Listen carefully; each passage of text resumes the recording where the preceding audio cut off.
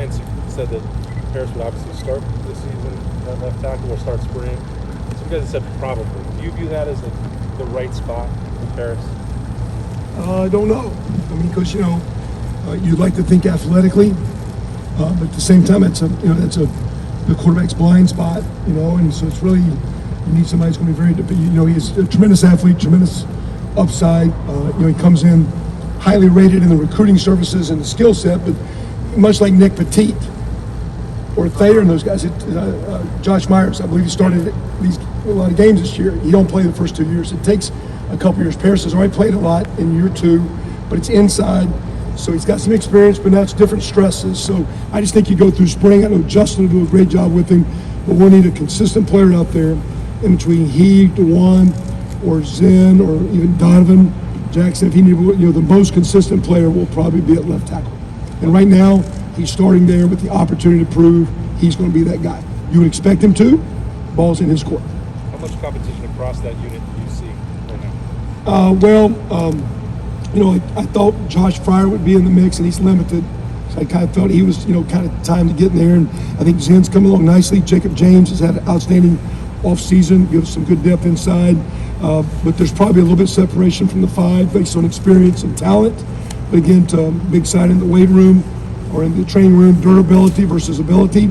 If they can be here every day, practice every day, get better every day, they'll have chances to be our main guys.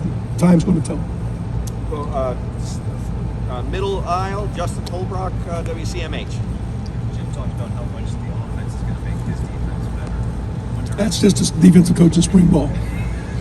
He's trying to butter us up for Mars practice. I'm not buying it. Well, it's interesting because we don't. Sometimes I think you can get real anal as a coach specifically. Okay, what's going on?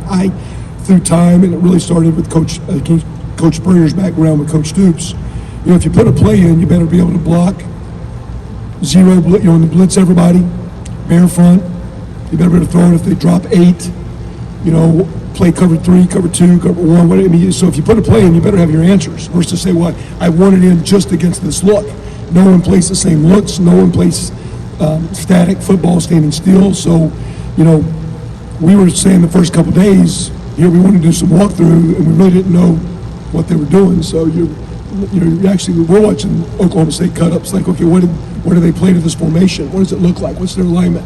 And as we go, I guess we'll get a better feel, but it appears early that it's, just a lot of multiple looks which I think is what really great defenses do. They have the ability to be gap sound, stop the run, but they make the offensive line and quarterback work every play. So there's a lot of movement, but there's still gap sound. There's a lot of alignments, but the coverage picture changes. So the quarterback thinks he's got one coverage, ball is snapped, here comes people moving at him, and the coverage is changing in your ability to think on your feet. And so it appears there's going to be a lot of, quote, moving parts. I know he would say they got to make sure they stay sound as they do that. But for me as an offensive coach, we get attacked very aggressively on Saturday from defensive teams, multiple coverages and schemes and fronts and movements and twists and blitzes. So I think the more stuff you see, you get immune to it.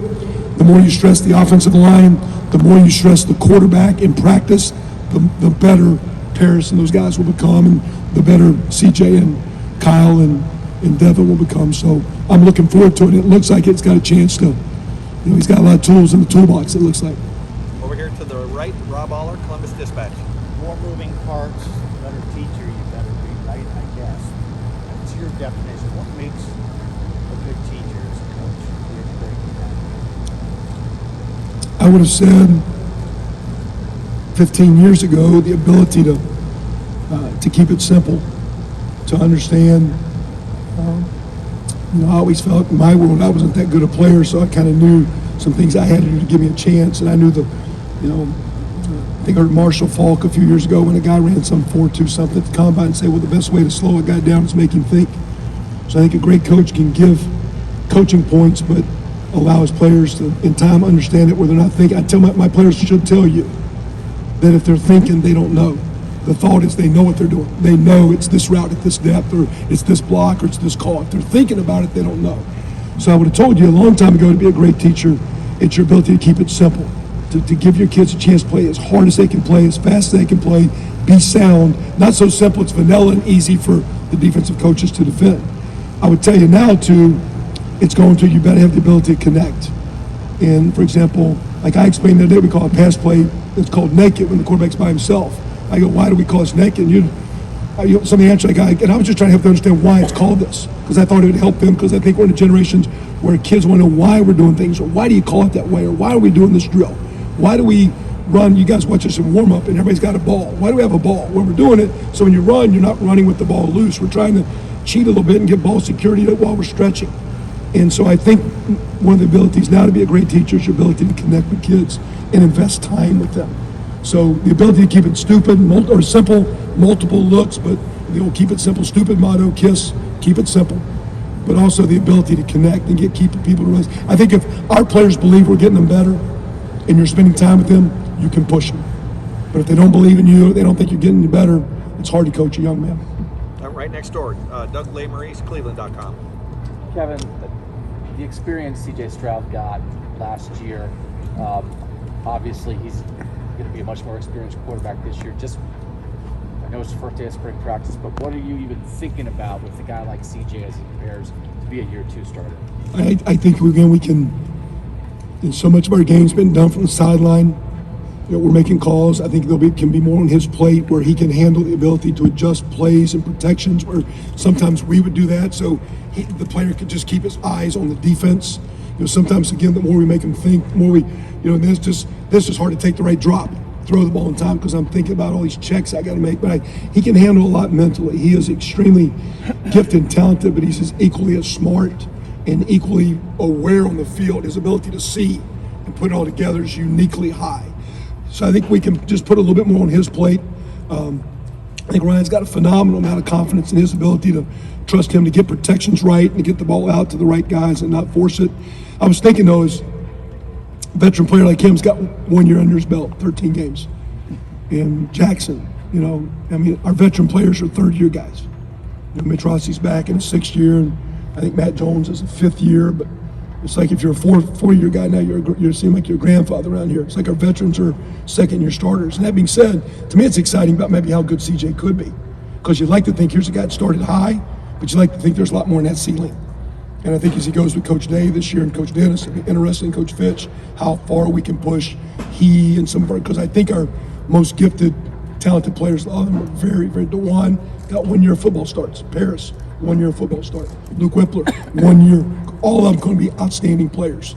But where can we go as year 2, year 3 veterans and make another big jump and maybe do the things that the truly great teams start to become?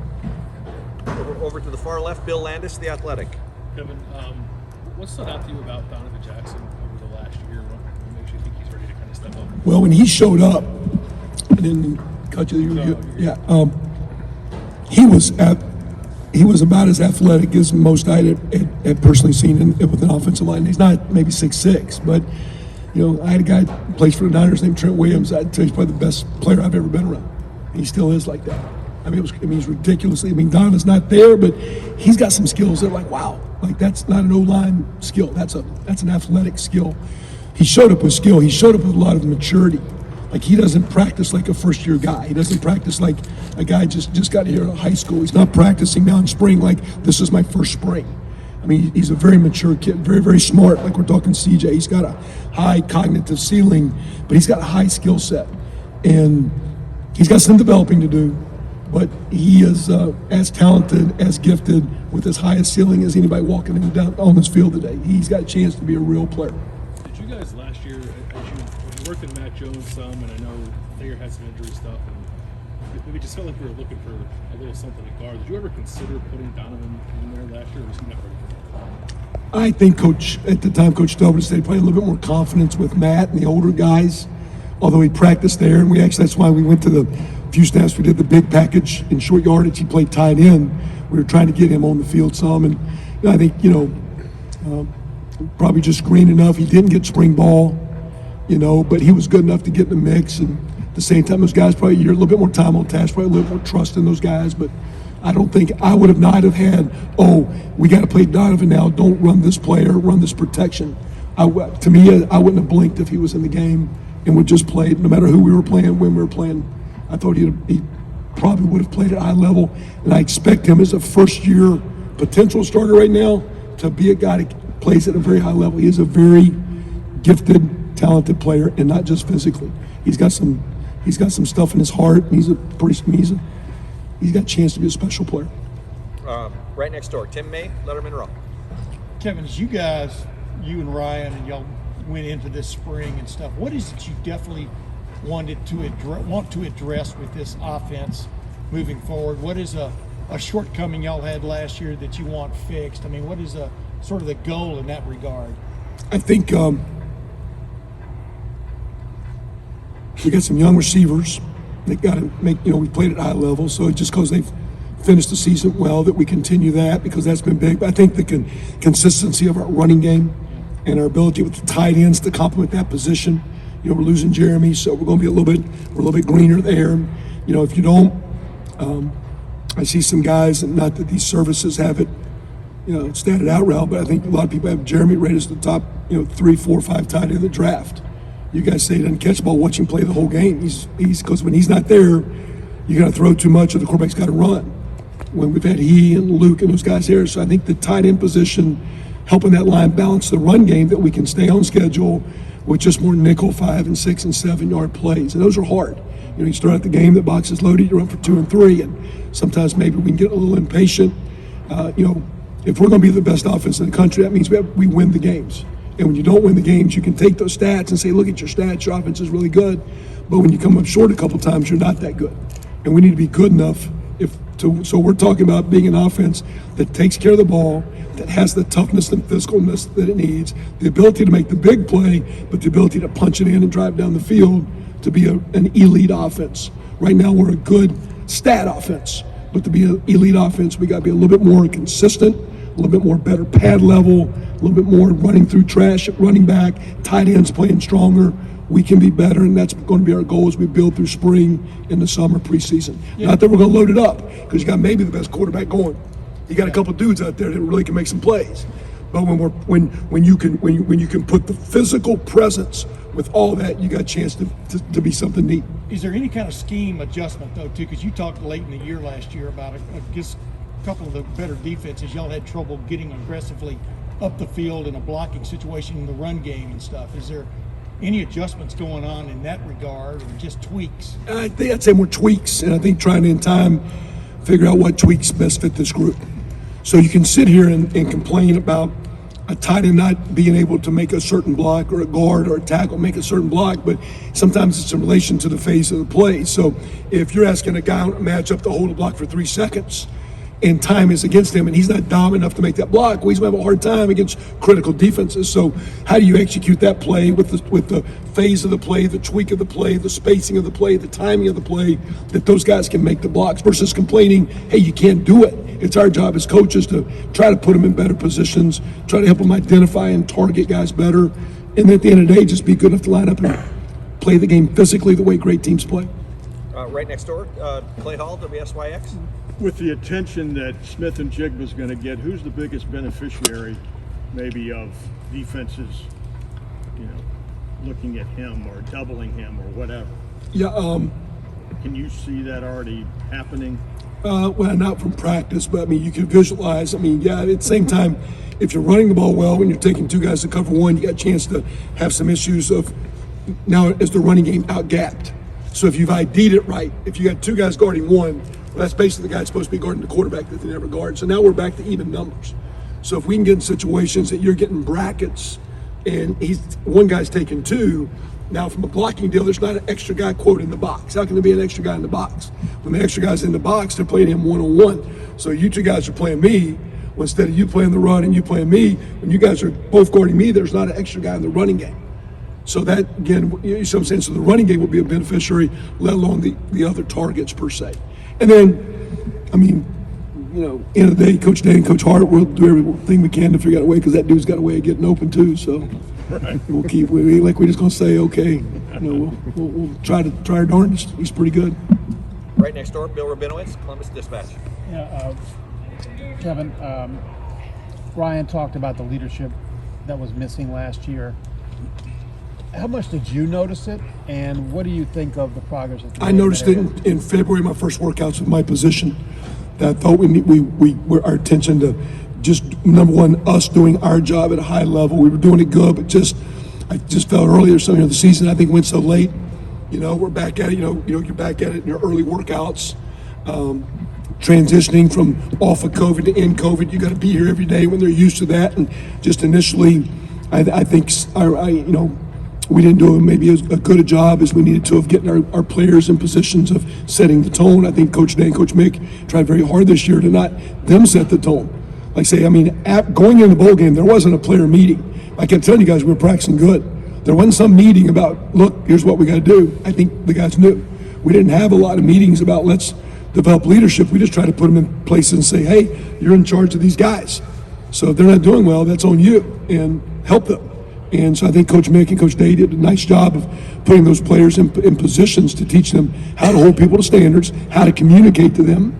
We asked them to judge their group and grade their group certain times. So now I have an opinion of you. I didn't think you worked out very hard today. I thought you did a great job. I thought you were awesome.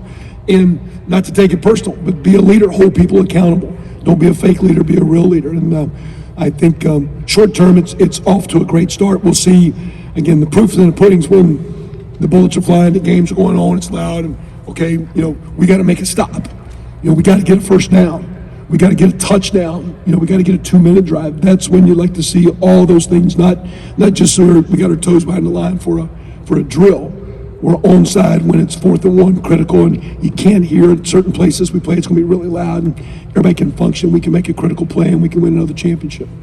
And I want to ask you about Travion. He obviously made a huge splash in certain games, but later in the year the production wasn't as good, and most of it wasn't his fault probably. But what do you sense in him this year, and how much of a weapon do you expect him to be? It's really good. I will say too, though, I really like, Mayan's always done pretty consistent. I think Evan Pryor's coming on, and there's going to be some good competition there too, which I think you always need more than one. I think with the volume of plays that we play at receiver, tight end, and running back, you need to be 2 pushing 3 deep, 2.5 to 3 deep to get through the season and to get through key games, and not to milk out a game because you beat someone bad, but all of a sudden it's a critical game and you need a second or third guy that can play championship football. So I like the way the back room's running. We're looking through the workouts we just started. I don't think we'll know more until week 3, week 4 of how we start playing with pads on and their ability. Because staying on schedule sometimes is that 3-yard play is 5, and sometimes that's the running back. The ability to not look for the big play. I had a chance, my original coaching mentor was Randy Walker at Miami, and he was a tremendous running back. I saw Bobby Carpenter. He played with his dad, Rob, was his tailback, Randy's fullback, and Randy always coached running backs, saying there's not a lot of dollar bills laid on the ground, but you can find some nickels. And you just take a nickel, take a nickel, take a nickel, you'll get your dollar. If you stick it and you trust the read, the big plays will come. It's like baseball, there's a lot of singles. If you're looking for home runs, you're going to strike out a lot. So I think as a young player, you start looking to make big plays as a runner. If you just trust the read, trust your talent, and run, big plays will happen. I think the more he plays, the more you'll see big things out of him, Evan, and mine, and the whole crowd there. We've got time for just a few more behind Bill, Dan Hope, 11 Warriors. Kevin, you said before the Rose Bowl that G. Scott still needs to get a little bigger, was still kind of growing into that tight end role. What kind of growth have you seen from him over the course of the winter going into spring? It gotten into the 230s, which is good. Just watching some tape with the recruit I had here of practice day, even some of his fundamentals are in our best blocking positions. Still learning it. I did some really nice things today on the field. I think consistency, for him, do it again, because time on task. I think to be really good, sometimes it takes 2 years. He's getting ready to go into his second year at tight end, so I think he's still maybe away from, because again, I do think he has a pretty good ceiling now. He's not going to be a 255-pound kid. But I think we can get him to upper 230s, pushing 40. He can handle some of the blocking. He does have good receiving skill set. Guy that we can play.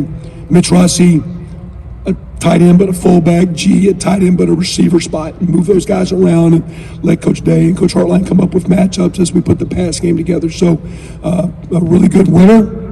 Not just because he gained weight, but really good winter. Looking for him to have a consistent spring, come back with the summer, consistent fall. He's going to be in the mix to be one of the 2 or 3 guys that should play a fair amount. He's off to a good start. You mentioned coming up with plays, Coach. Coach Day, Coach Hartline. You guys have a passing game coordinator now, a run game coordinator. You're still here. Day's calling plays.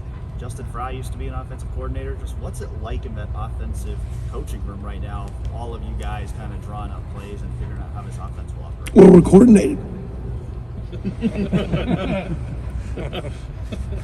No, it's. I mean, at the end of the day, I think we got more than anything.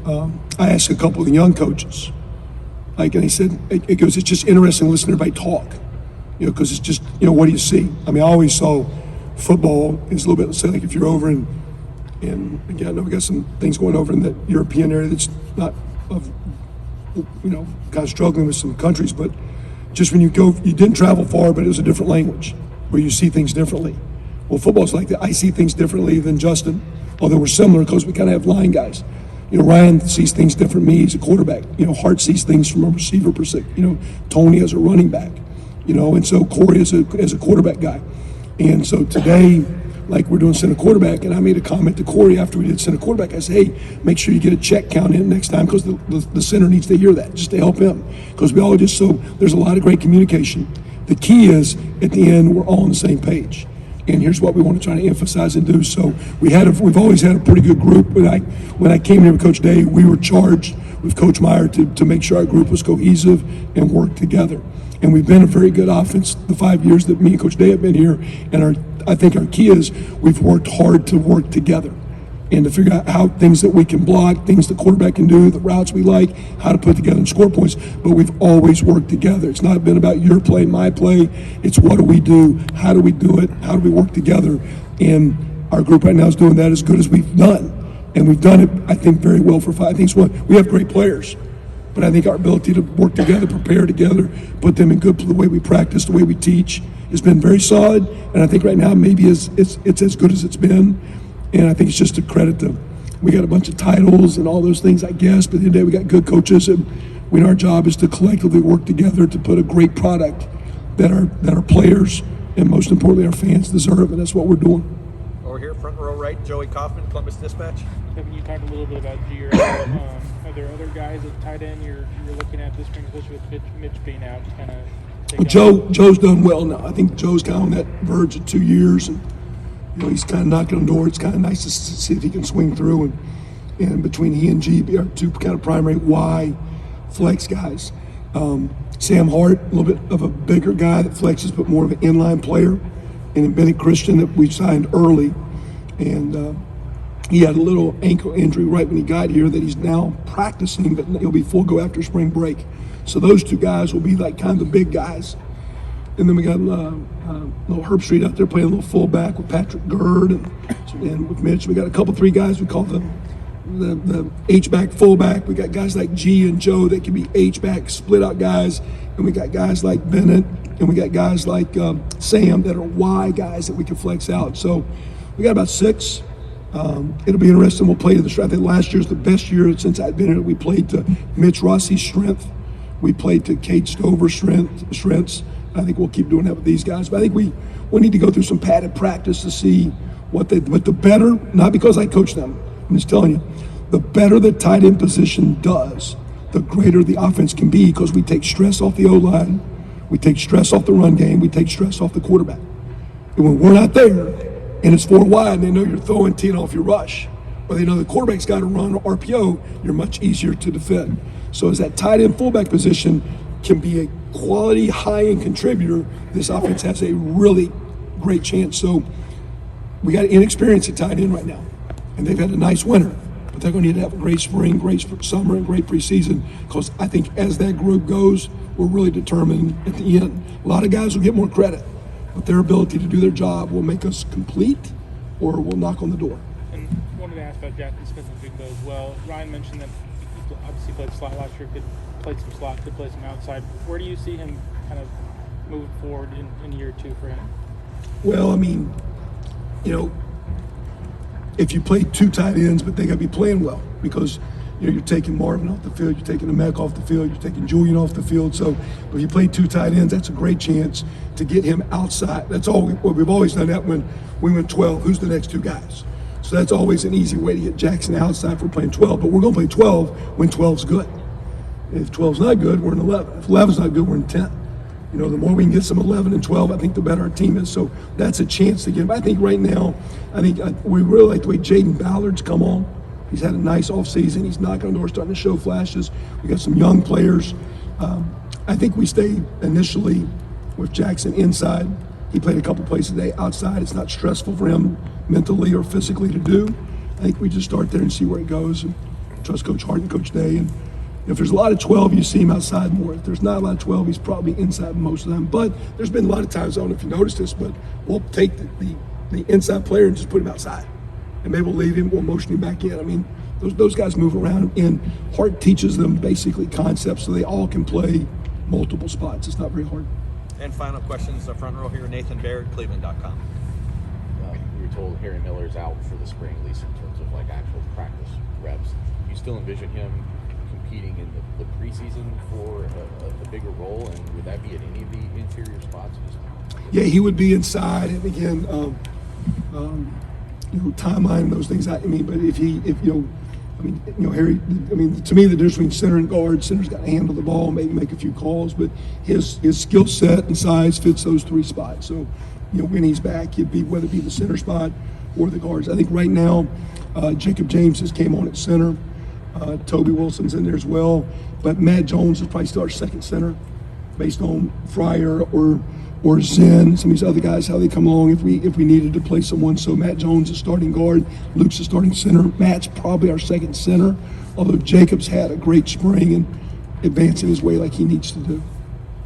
And Ryan also mentioned Evan Fryer, one of the guys who's kind of singled out for having a big spring. Just I guess, what do you still need to see from him development-wise? Where would you push? I'd say very much what we're talking about, consistency. Okay, just keep doing what you're doing. Don't even need it any better, just do it again. Just do it again. Just keep stacking up a day. Take those workout days, now do an inside drill. Okay, you just ran the cones and you just hit the weights. Now stick that inside zone play, just like you're out here running around cones. Okay, now people are in the way. It's a play, but play with that confidence. So let's just see him play. And so had a tremendous offseason. He and Jaden Ballard, for young guys, had great off seasons. Jacob James, great off season. That's what young players need to do to become players that we need to help us out, and looking forward to see what those guys can do. So if he just will stay healthy, stay consistent, he's got a chance to have a nice big role with the offense this year.